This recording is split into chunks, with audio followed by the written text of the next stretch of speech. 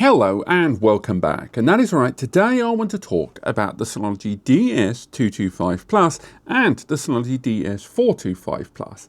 Now, normally, for any NAS I get here in the studio, Synology as well, I normally do a dedicated review for their product. However, these two are the latest refresh of the existing Synology lineup, the predecessors being the DS423 Plus and the DS224 Plus. And these are very, very small upgrades in the majority of ways, and a downgrade in a way that I think a lot of you know what's coming. So rather than do a dedicated review, you can check out my Plex testing on them. You can check out my original reviews on both of these devices. They'll be linked below. But this is a before you buy. We've done these before. This is where I'm going to give you 5 reasons why either the DS225 Plus or the DS425 Plus may well be the perfect NAS for your needs. But I'm also going to give you 5 reasons why you might want to sit on the fence, look elsewhere, or at least weigh out whether you need them. So let's crack on with number 1. Let's face it, you saw this coming. Synology's DSM platform is still kinda the darling of the world of turnkey NAS. When you buy these, you're not just getting the solution on its own. These rock out at $519 and $339 respectively. You get the hardware, sure, and we'll talk about that later, but the software, DiskStation Manager, and all of its applications and services is kind of the big sell. It's the reason, it's the gateway. It's what a lot of people go for on this. Notwithstanding applications, basic ones for file management, multimedia streaming, Billy basic stuff, user accounts, security and more. But things like Synology Hybrid RAID to mix your drives up, unlike a traditional RAID where you might lose out on capacity. Active Backup Suite, a license-free application that allows you to manage whole OS level backups of your client, your Microsoft, your Windows, your Linux-based systems, right the way down to file folder backups and virtual machine backups as well. A dedicated surveillance application in Surveillance Center. Arguably, a lot of people buy these NASs just for that one app alone, be it Active Backup or Surveillance Station. A virtual machine tool, a container tool, office tools, hyper backup, photo management, music streaming. It's all included in the package, and they are streamlined, smooth applications with client tools available for your operating system of choice. Ultimately, these two are still supporting all of the Synology DSM platform. There's a reason why the Plus series in 2 and 4 bay is still popular, and one of the main reasons is they are low noise, low power consuming, low impact devices, and these two are no exception. Like any NAS, I ran heat, power and noise testing on both of these devices, and both of them scored very, very well. In terms of noise, the 4 bay box there, when the system was in idle, with low fans there, nothing going on, it was just 36 to 38 dBA. When I set the fans to medium, it was 38 to 40 dBA. And when I maxed out the fans and heavily accessed the drives, it hit 50 to 53 dBA in terms of noise level. And the fans on max, but the drives on their own, just went down to 41 to 42. These are all great numbers that you could work in close proximity to the box. In terms of the power consumption on the 4 bay, it was 61 to 62 watts with no drives and just the CPU, which then went up with 4 4TB drives up to 25 to 25 watts. And with the CPU actively being used at 50 to 60% and the drives being written, it went to 44 watts. And the CPU on its own with no drives being accessed was just 36 to 37 watts at 100%. And all of that equated to, on that 4 bay, over a 24-hour period of intermittent access, just 32 degrees temperature around the casing, 35 degrees on the hard drives, and 37 degrees on the internal components. Really low numbers. And this translated the same to the 2 bay, with likewise 35 to 37 dBA when in idle in terms of noise, during the middle fan at 36 to 38, when I had the fans up to their highest at 42 to 43 dBA, and then when I had the drives being accessed heavily, just 39 to 41 decibel level. That's really good numbers. And power consumption starting at 9.9 to 10 watts with the drives in idle, at 50% CPU, 16 to 17 watts, and the CPU at full at just 20 to 21 watts. Really, really low power consumption. And just like the heat of the 4-bay, the DS225, the temperatures were just 32 degrees, 34 degrees, and 37 degrees for the hard drives, for the external casing, and for the internal components, respectively. Bottom line, these are low impact and aren't going to cost you that much to run. This is a weird plus, given something I'm going to say later in the video, but this CPU inside this device features integrated graphics, and it's one of very few devices in the Synology lineup that these two have got integrated graphics out the gate. So if you want to use this for Plex or Jellyfin and you plan on transcoding your multimedia from something incredibly dense to something simplified or vice versa, or maybe just to streamline and lower the bandwidth utilization, these two devices here with integrated graphics are going to do a much better job for your multimedia. This is slightly less so about just these solutions, but about Synology as a whole, but they're still one of the most secure NAS brand systems in the market. Now, notwithstanding, you've got their own SSL certificate on there, you've got VPN applications, two-factor authentication, VPN services you can integrate into it from them and third parties. But on top of that, you've got things like Synology's Bounty program, where they work with white hat hackers to find vulnerabilities and fix them before they get found by bad actors. On top of that, the PSIRT, the pen testing on their systems, supporting white hat hackers via Pwn to Own, a twice annual security competition to find vulnerabilities. They work to keep their platform as secure as possible and volunteer a lot of those security vulnerabilities on their security advisory pages. As brands go, very few have got this level of good secure record and proactive services across the board in terms of security. They're not perfect. Look at Synology, but still nonetheless, when you look at the overall record versus them and the majority of other NAS brands, like for like, they're doing very well. And this last one is something you hear from people that have used Synology NASs for a long time. They just work. The things they do, they don't overpromise. Their solutions have a tendency to just work. They set up quicker than any other NAS brand that I know. The performance numbers they iterate on their pages are generally a lot more realistic than those out there, even when they are to their detriment. And when you've got the myriad of different client applications for your operating system, for your mobile device, for your desktop device, and those that you can integrate right the way into the web browser, the things just do what they say they're going to do. And if you want a NAS brand, although arguably is more expensive than some in the market for what you're getting in terms of hardware, it has to be said in terms of software. I've already talked about DSM being one of the most feature-rich out there, but the hardware and software integration itself just works. But it ain't all perfect. I've given you 5 good reasons, but let's move on to the 5 reasons you might want to give these a miss. At this point, it's bordering on meme status how often I talk about it, but Synology's 2025 generation of devices, they've all arrived with one massive negative, and that is that Synology has changed their stance on compatibility and the drives you can use on this. Rather than repeat myself, as I've said in at this point about 12 different videos this year, I'm just going to borrow my own words from one of my own videos, so get comfy. La la la la la, I heard you say it, I heard you say hard drives, it's my go again. I want to talk about Synology hard drive compatibility because let's face it, in the first half of 2025, it has been an S show.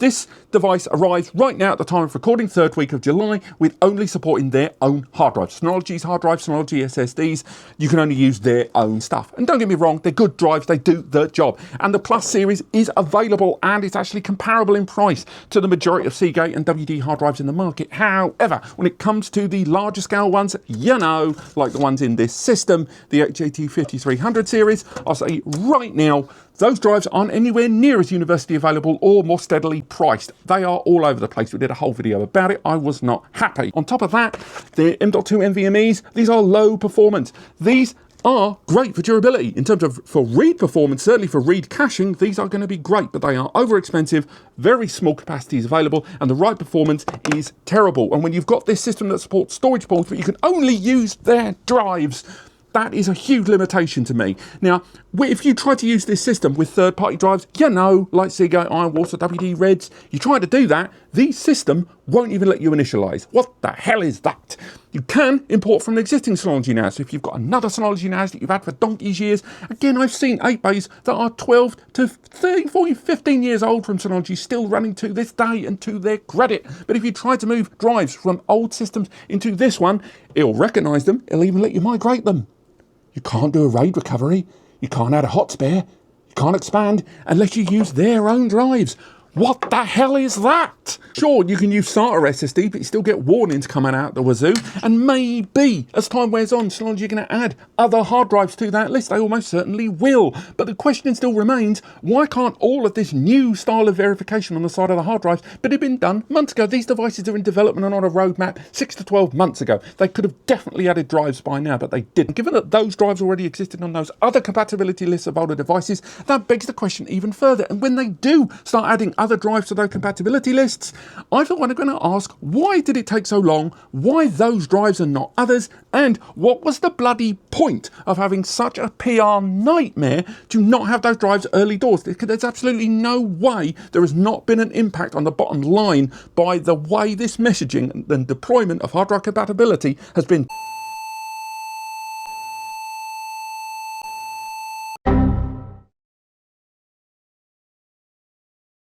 Even at this price point, this hardware is underwhelming in 2025. Now, I already touched on that CPU having integrated graphics, and that's great, but it's a J4125 Celeron. Even Intel don't make Celeron processors commercially anymore. The brand themselves have abandoned it. But the CPUs in this that came out in late 2019, early 2020, Synology have stuck with this CPU for a very long time, when everyone else has moved on to Alder Lake and Twin Lake CPUs, which are just as efficient, but arrive with a great deal more power for utilization when you need it. Synology are proud of the fact these new solutions arrive with 2.5 gigabit Ethernet, and fair play to them. Having 2.5 gig on the rear is good, but everyone else was offering that at the same price in 2020. It took this long for Synology to integrate it, and these systems have only got one 2.5 gig and one 1 gig port, when genuinely similar architecture to this at a cheaper price point, names in the NAS world, were around in 2020. So even they, with 2.5 gig, have managed to make it look old hat even out the gate. The 2 gig of fixed memory that we'll talk about in a moment, that's just not on in modern NAS systems, some of which are now starting to roll with 4 to 8 gig out the gate. And just generally, everything from limitations of USB utilization, limited by the way down to 5 gigabits per second by the way, rather than 10 gig, which most modern USB is baseline at right now, just all add up that these two, and indeed the DS925, DS1525 and more, all of which are just very underwhelming in terms of hardware and in terms of value for money. I touched on it just now, but let's dig into it. These two systems arrive with 2 gig of DDR4 memory. Now, these two systems had 2 gig in their predecessors 2.5 years ago, although about 14 months ago for the 2-bay, and 2 gig is just not a lot. And to put it into perspective, I'm not going to have a go at this not having ECC memory. At this price point, I wouldn't expect that. But the 2 gig of initial memory is soldered to the board. The result is that although both systems have got a memory upgrade slot inside, you can only add a 4 gig module, and you can only add 4 gig of Synology's own memory without getting verification warnings. So although the CPU they're both using supports up to 8 gigabytes of memory, of DDR4 memory, you can only physically add a 4 gig stick and stay supported. Who on earth has a 6 gig upgradable maximum? I said this 2 years ago and I'll say it again. And worse still, because of the way Synology's software, which by the way I still maintain is a great platform, it has a feature where it auto caches more memory than it needs to keep latency low, to keep things running, and that's great. But it means that even in idle, these systems were using 38% of their memory all the time. Once I dulled things down, I got it down to 27 to 28% memory, but between even a 28% of my usable memory being occupied in idle, when I haven't installed any extra apps, that's just the baseline Synology applications and services with no extra. I know it's being artificially cached, but still, 2 gig is not enough, and it's a silly upgrade methodology too. And again, I touched on this one before, but the hardware, although the hardware is underwhelming, I think people need to understand what you can get for this money. Remember, $519 and $339?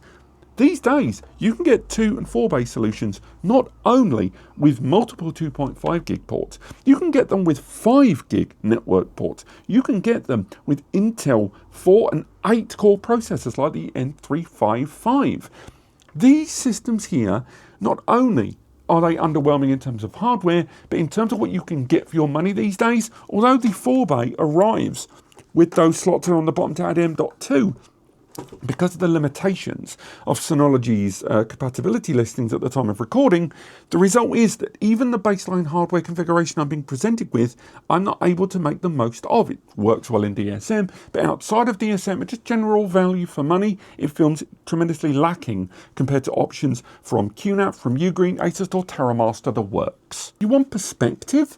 This is the TerraMaster F4 SSD. It's a 4x M.2 NVMe flash system. It's got a 5 gig network port there on the rear, 4 M.2 slots inside by the way, and a 4 core Intel Alder Lake processor. This 4 bay is significantly cheaper than that. It's only a pinch more than that, and the baseline hardware is insane, and it arrives with software included, and you can install third parties. The point I'm making is this level of hardware these days isn't competitive at a price level as well as the hardware config. This next point is a little more nebulous, but hear me out, and speaks more about the company direction long term. But BeeStation exists. For those that aren't aware, Synology have rolled out pre-populated and software streamlined solutions in the BeeStation and the BeeStation Plus. The BeeStation Plus, by the way, has the same CPU as these. It has more memory by default than these. It arrives with storage already included. In the case of the BeeStation Plus, it arrives with an 8 terabyte hard drive inside. Now, yes, it's only got one network port at 1 gig, and it's got USB there for you, but the fact still remains that this, at around $409, becomes a much more attractive proposition. I know what you're thinking, it's only a 1 bay, and maybe I want my choice of drives within the context of compatibility. I get it. But the reason I bring it up is because Synology are clearly separating their portfolio quite substantially, and it looks to me that as time wears on, devices like this are going to get phased out, and they're going to start expanding BeeStation, expanding it to 2 bay, maybe even 4 bay, allowing them to redefine their portfolio. I think that's where the brand is going to go. And that isn't something directly to put against these, but the reason I bring it up is I wouldn't be surprised if in the future, if you're watching this in the future, because, you know, YouTube and the internet, there may be better options in the BeeStation that suit your needs. And yes, they can have stricter compatibility and pre-populated solutions and lack some of the features that of DSM instead of BSM on the BeeStation, but these are already starting to feel quite restrictive anyway, and the BeeStation series was a little bit more affordable. So I think for those out there in the future, maybe see if BeeStation has expanded, because that might suit your needs. There are still limitations, but I wanted to include it here because there is a time perhaps watching this in the future that these two may be even more underwhelming than the hardware that I've touched on. But that's really it. What do you guys think about these two solutions? Have you purchased these or did you decide not to? Let me know in the comments what you guys think. Now, if you found this video helpful, and if you're going to get hold of these devices anyway, and if you're going to go to the stores listed in the description, please use those links to get the job done. Doing that results in a small commission coming here to NAS Compares, and it allows me and Eddie to keep doing what we do.